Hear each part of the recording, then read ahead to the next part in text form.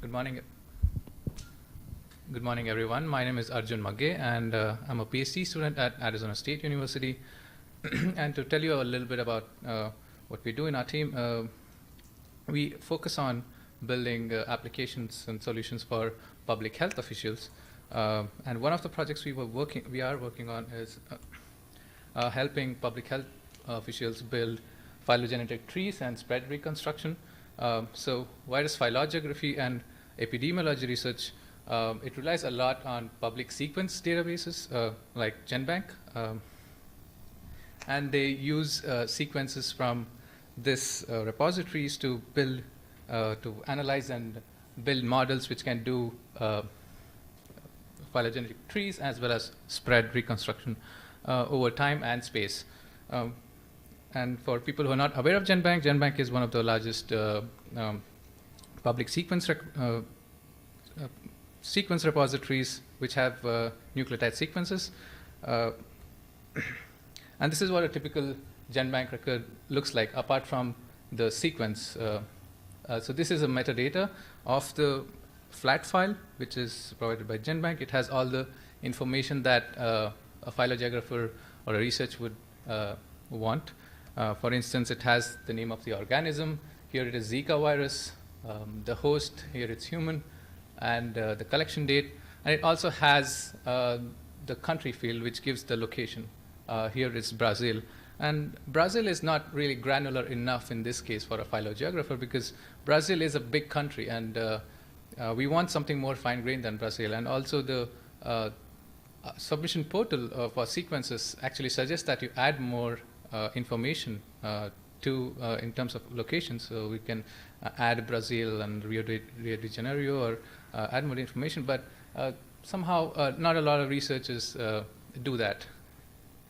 So for people who want to have more information on it, they would look for this information elsewhere in the metadata fields.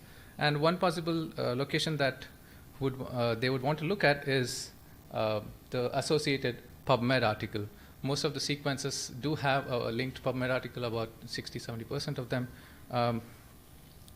So that offers us one way to extract the locations and possibly obtain more fine-grained locations. So this is the associated PubMed article with that record, and if you look closely, right in the abstract, there is some more fine-grained information. In this case, this is the state of Paraíba in Brazil, which is somewhere in the northeast or eastern part of Brazil. So when such information is not available for a phylogeographer, what they do is they just pick up the capital or the centroid of the place or the country, and you can see how, or the most populated state. So you can see how they could be wrong. In this case, Rio is somewhere in the south, and the state of Paraíba is somewhere in the east. So no matter what guess you would take, you would probably be wrong by 1,500 miles or so. And this is in the case of USA as well. I don't know how you would feel about if USA was represented by DC or Kansas. Kansas is neither. It's a centroid, but it's not representative of sorts, geographically, of course. So the problem here is that locations in Genbank are not sufficient or don't have the sufficient granularity, and this is true for almost 60–80% of the records where they don't have insufficient information, and there have been studies on that.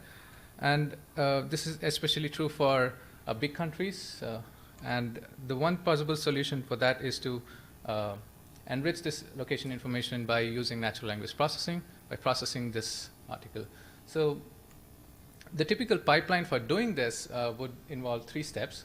First one is named entity recognition, where you would go to the extract the text and extract the locations from them. In this case, in this abstract alone, you would extract these locations and then summarize them, as well as the next step would be resolution. So after we extract the locations, we want to assign some sort of an ontology ID equivalently, or a gazetteer ID, to disambiguate the locations from just how it is represented in text.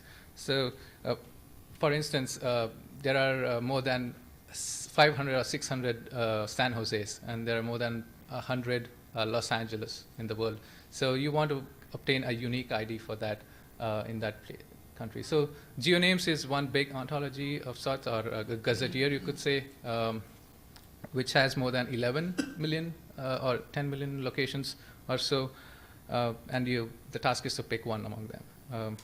And after we do that, we want to determine what is the probability of the location in the text being the location of infected host.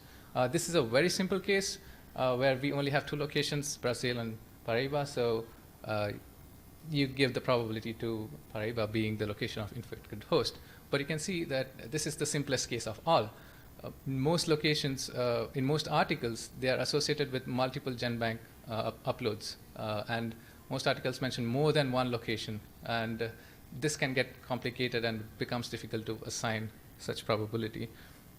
But either way, using probability, we can extract the best location or use them in the models above for phylogenetic tree reconstruction. So in this work, we focus on named entity recognition alone because it's one of the first tasks in the pipeline. And we notice that if you don't do very well in this case, we really cannot achieve a very good performance in location of finding the probabilities for finding the locations of the infected hosts. Because no matter if you do not recognize the location, you will not recognize, you cannot assign probabilities. So there is inherent ambiguity in natural language.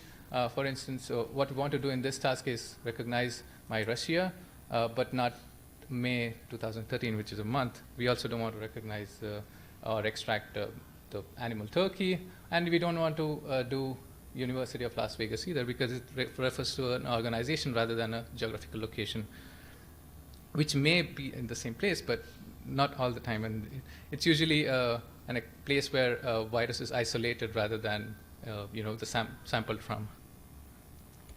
So you might ask, why deep neural nets? The older way of doing it was a bunch of if statements and where statements.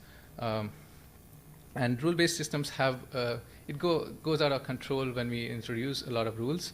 It's very hard to maintain them. And machine learning and deep learning has been the de facto way of dealing with it in the recent few years.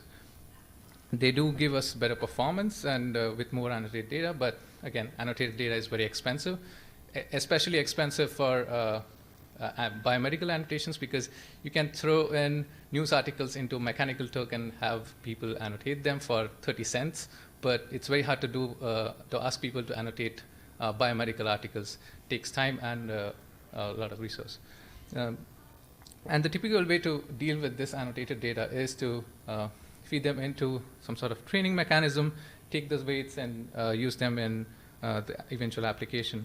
But most times you can only annotate a few articles. You don't want to spend a lot of time creating a standardized data set. So we were facing this scenario, and we've explored ways of doing it, improving the performance and getting more annotated data using distance supervision. So distance supervision is some sort of human annotation, but it's more, it's not exactly human annotation where you ask the annotator to read every single word, but it's using human intuition to create examples of positive and negative occurrences of words. So as part of the dataset, annotated dataset, we actually have full text articles annotated by human annotators, in this case 60 full text articles, which has around 1,800 locations. But out of which we use 48 for training, 12 for testing, but we can see that 60 or 1,800 locations is not a lot in a way, because most standardized data sets contain more than 10,000, 15,000 annotations, like the protein, the biocreative data set, or the name, I think the CONL data set contains around more than 10,000 entities too. So we want to work with this limited set of annotations, and the way to do it is using distance supervision. And we remember when I said 60 to 80% of the articles do not have fine-grained locations. That means that 20 to 30% actually do have fine-grained locations. So we can pick up those articles which have fine-grained locations and use them for creating positive and negative examples based on some rules and heuristics. They will be noisy eventually. These are not gold standard human annotations, so they will be very noisy, but that's okay. We'll clean it up a little bit.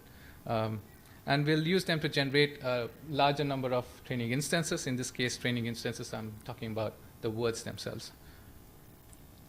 So in this, for an example, this is a Takaribe virus from Florida. So this article, or this Genbank accession, actually has more fine-grained location. In this case, Alachua in Florida, as well as USA and the state park. So we'll go to the article and mark all the entities occurring in the article as positive examples. And here we just take the occurrences as positive examples. So these are words that are known to be locations. And we'll just ignore the rest of them for now. In the next step, so we have PubMed articles which have sufficient location information. All mentions of them become positive examples. Then we do have heuristics to find, okay, what are the sentences without potential locations? So checking for cases, checking for presence in a gazetteer of sorts. So we use some rule of thumb or heuristics to say, okay, these are sentences without potential locations, add them to negative examples.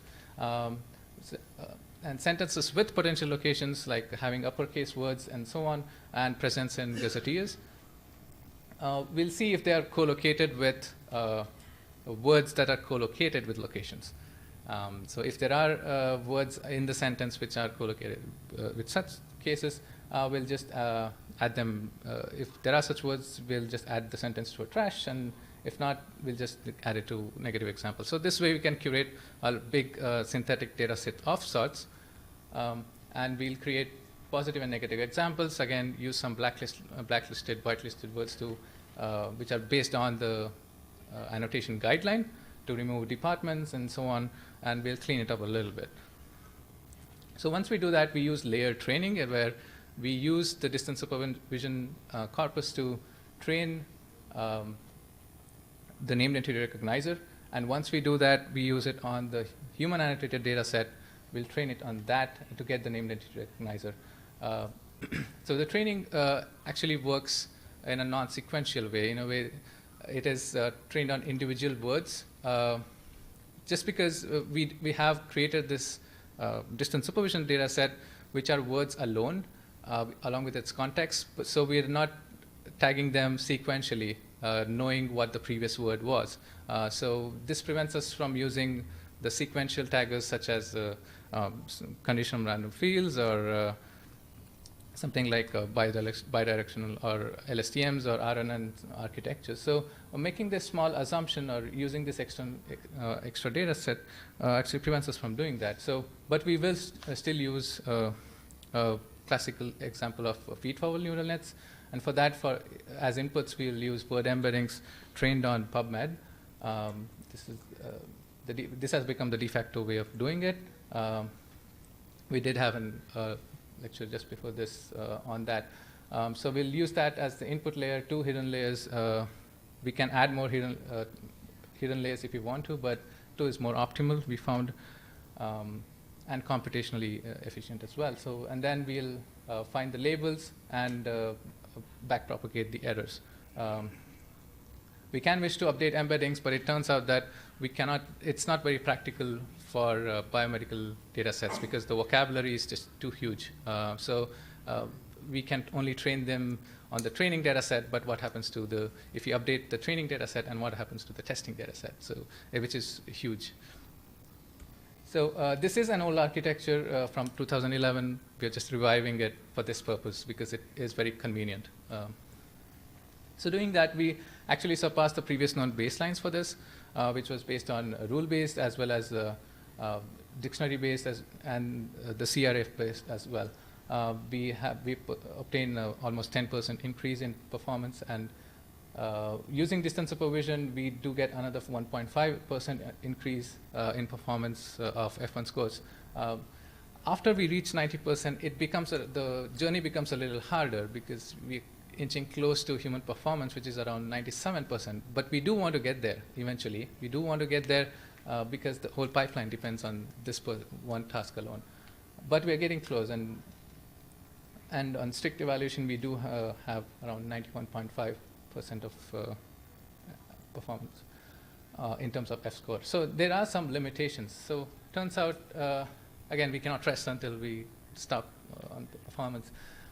There is problem in the table data. So of all the things, we are dealing with text which is unstructured of sorts, and it's easy to tag them, but it turns out the table data is the most hard to do because it doesn't have a real good natural language context.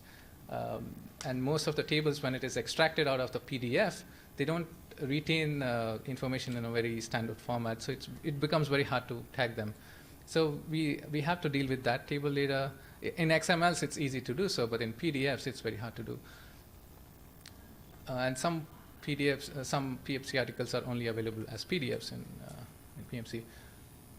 So we do want to try out using the latest RNN architectures, but use that subsequently after we tag, use this named entity recognizer to train more examples, which can be used sequentially in some latest architectures.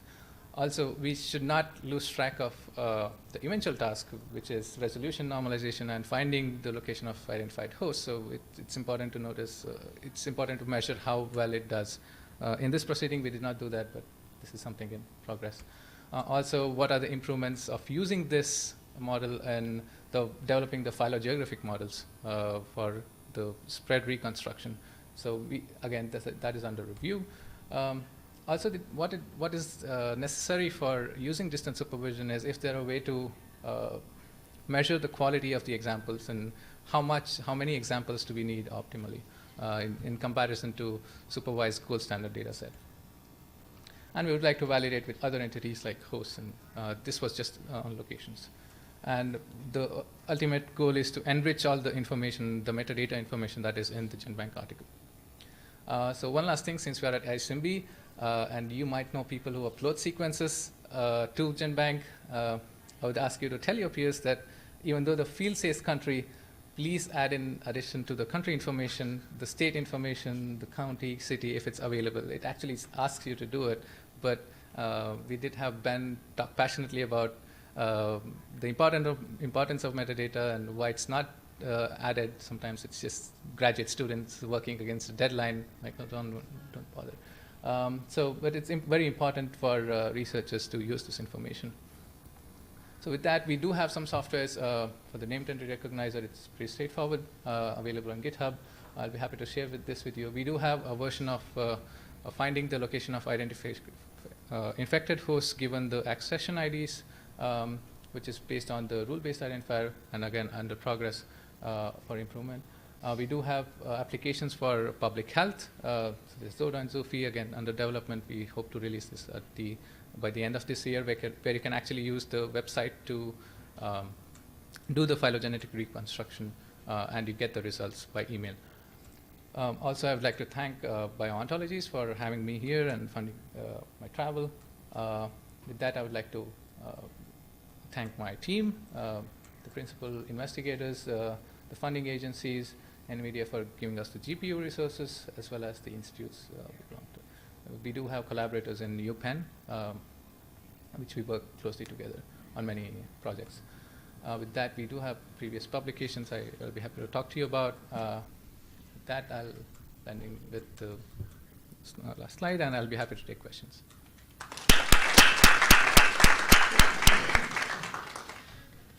Thank you. We have time for a few questions.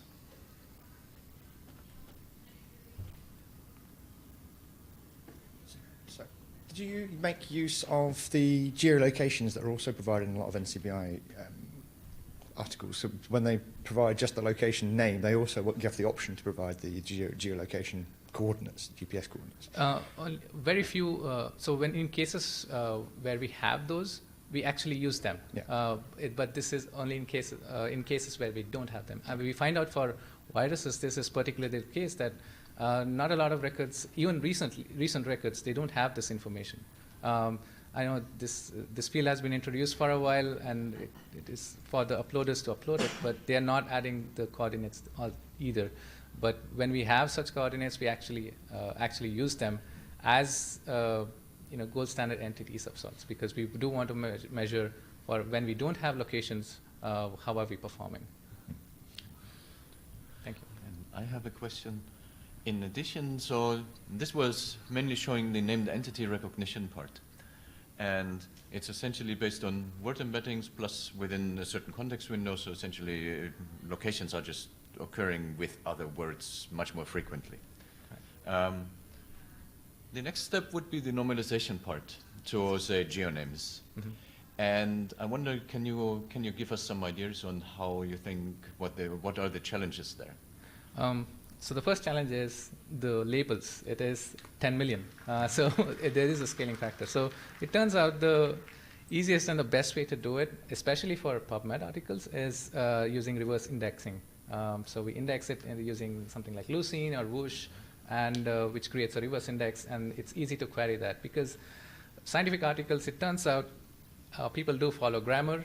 There are not a lot of variations. With just a little bit of cleaning up in the index, we do have a service for that.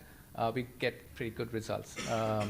And that is easier to do than any of the neural network-based classification because, again, it's 10 million in terms of geoname IDs. We do use some heuristics to narrow down the windows where we predict, and we can do that by queries alone. Mm-hmm.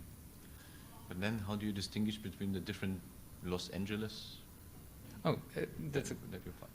Yeah, so one way to deal with it is when we are working on this project, we actually follow human intuition. The way we approach this is we actually ask phylogeographers to record themselves doing this task. And the idea is to emulate that. So which fields are they looking at and how do they find these locations? So it's mostly in the metadata and the text, and we try to get that. And in cases where there are multiple locations within the same country, like Los Angeles, if there are multiple Los Angeles, or let's say Springfield, there are many Springfields in USA. In that case, we also make use of other places, such as other information, such as the authors, so what are they affiliated to, which institutions they are affiliated to. Sometimes the strain has, if it's a new strain, the strain has information on where the sample may have been may have been located. So we use that information, everything that we can use. The point is everything we can use in the metadata and the article. And we stop short a little where the phylogeographer actually goes to Google and searches. That is something that's become hard to emulate, but we are getting there. Okay. So thank you very much.